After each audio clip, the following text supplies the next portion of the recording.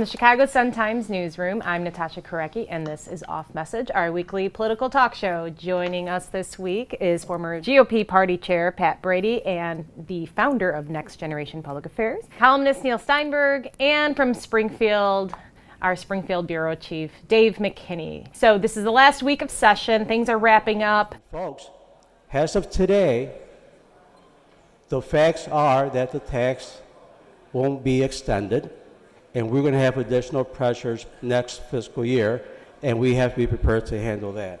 Now, you got to be for something, folks. How is it looking for Pat Quinn's push for this income tax extension? Well, I think that's off the table, as is his request for a property tax rebate for homeowners. What the Democrats in the House and Senate seem to be zeroing in on is a spending plan that will get them through the election and maybe toward the end of the calendar year, and then the fiscal cliff is going to be awaiting for whoever the next governor is. So what happens now? We heard from the governor's office for months that if this wasn't passed, that it was going to be huge cuts in education. Are we going to see all that stuff right away, or bills just not going to get paid?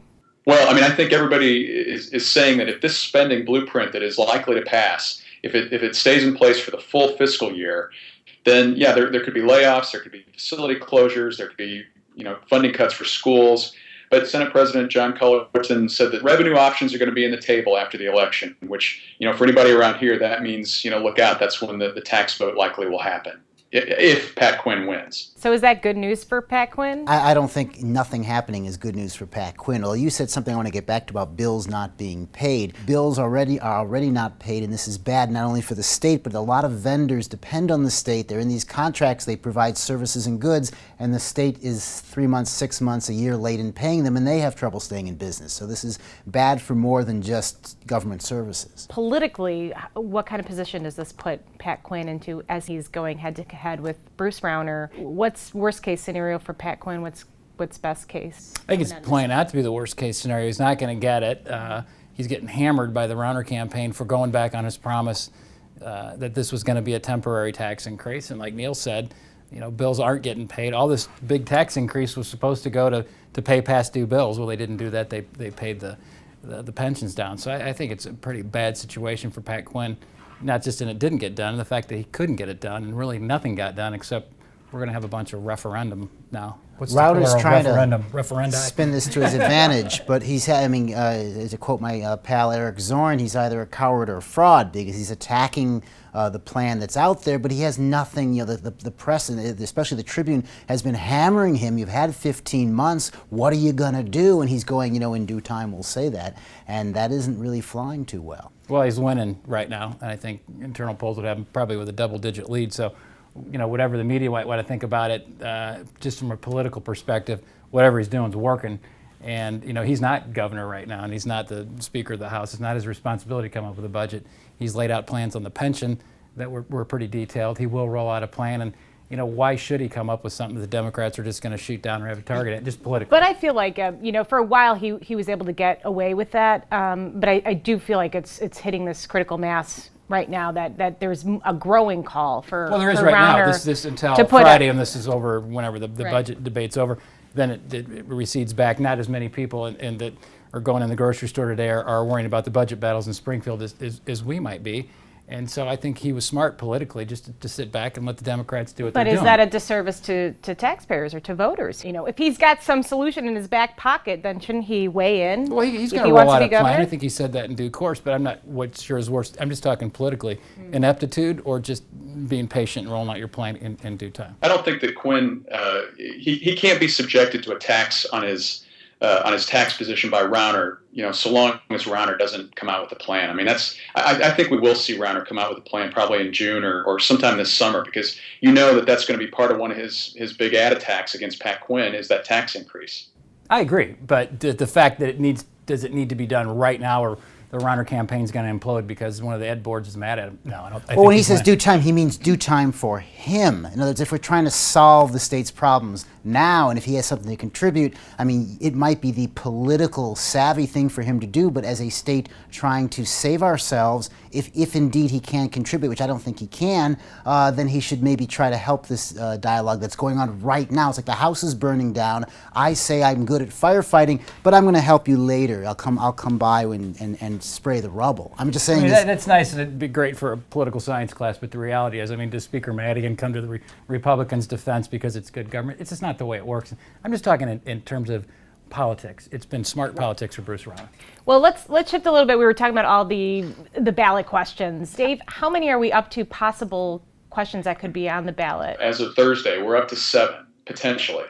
You know, 2 of those are citizen initiatives, the Rauner term limit issue and then the redistricting issue. What we've seen on the advisory referendum front are questions on the minimum wage, raising the minimum wage, on whether we should compel health insurers in Illinois to cover contraception, which they already have been doing for more than a decade, and whether or not millionaires should be hit with an extra 3% surcharge. And then we have 2 constitutional amendments that the legislature has already put on the ballot, and one of them deals with voter suppression tactics, banning those, and then the other one is giving crime victims new rights to go into court with. So we're talking about 7 of these things, and of course the Republicans are saying that these are just merely wedge issues. Many of them are wedge issues designed to get the Democratic base to the polls, because I think there's a fear that with Rauner and all of his money, it's going to be an extraordinarily close governor's race. Well, does anyone think that's going to work? I think that's why they're doing it. It is a way to nudge their base out. Now, whether they fall for it or not,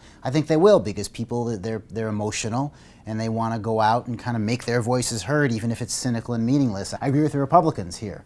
Dave, another issue we wanted to touch upon was the Lincoln Library and Madigan's efforts to wrest control of it. This seemed to sort of come out of the blue, and as you've reported, the commission down there was blindsided by this? Yeah, I mean, it was an unexpected thing that Madigan filed on the Friday before the Memorial Day weekend. It was an amendment to a bill, and basically what it would do would separate the Lincoln Presidential Library and Museum out from underneath the umbrella of the State Historic Preservation Agency. And as the days went on with this, what became clear was that there was sort of a personality clash between the director of the Historic Preservation Agency and the director of the Lincoln Presidential Library and Museum. And ironically, they're both appointees of Pat Quinn's. But where Madigan comes into play, the woman who runs the Lincoln Museum is very close with Mike Madigan's landlord. It's classic Illinois, and it reminds me of our late friend Steve Neal, who made patronage at the Lincoln Presidential Library and Museum his crusade. And here you have in Madigan, the guy who was really at the center of the Metra hiring scandal, out basically promoting his bill, saying that part of the reason we need to do this is because there are empty seats at the Lincoln Museum, jobs that are open that need to be filled. And so I don't get the sense that this thing's going to move this spring, but look out in January. Dave, you read my mind. Our late colleague Steve Neal, may he rest in peace, really worked hard to make sure that the Lincoln Library didn't become a nest of George Ryan cronies and political hacks, and the Madigan move seems to be trying to redo that. Although that said, the Lincoln Museum has had some really god-awful moves, their $2 million hat that you've written so well about. And so, they do need help. I just don't think this is the help they need. I think, though, even far be it from me to defend the speaker, but some of my Republican colleagues actually thought it was a pretty good idea based on what you just said, that there have been problems there, and maybe it might be time for a change. I just assumed because Madigan was doing it, it wasn't a good idea. Well, I write that down. I defended him. Duly noted. Well, before we wrap up, let's go to quotes of the week. And why don't we start with you, Dave? One of the hearings this week involved the Neighborhood Recovery Initiative, Governor Quinn's anti-violence program. There was a meeting of the Legislative Audit Commission, and the Republicans were ready to pounce because this was the first time that they had the opportunity to really go into detail in Bill Holland's February audit of that program.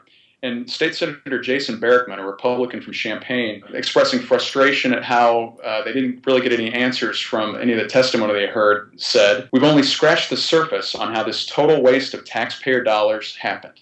What do you got for us? You stole my quote, but I will go to quote B, which is, I think it's Jack Crotron, right? When asked by State Representative Sandek if he'd talked to anybody in the governor's office before he came to testify today, and he said yes, and Sandek said with how many people? He said 7, 8, 9, or 10. So he talked with 10 people in the governor's office before he testified, which I thought was interesting. My quote of the week is the now classic Bruce Rauner line. We will be coming out with our plan in due time, long before the general election, which he likes so much, he said several times. And I think we'll be hearing it a lot until he finally disgorges his secret plan. Well, I will piggyback on that. Quinn's campaign released a very entertaining press release about Bruce Rauner and his failure so far to release a budget. And they said it's been 450 days without revealing his budget. And they said a humpback whale could complete gestation and be born weighing over a ton in that time.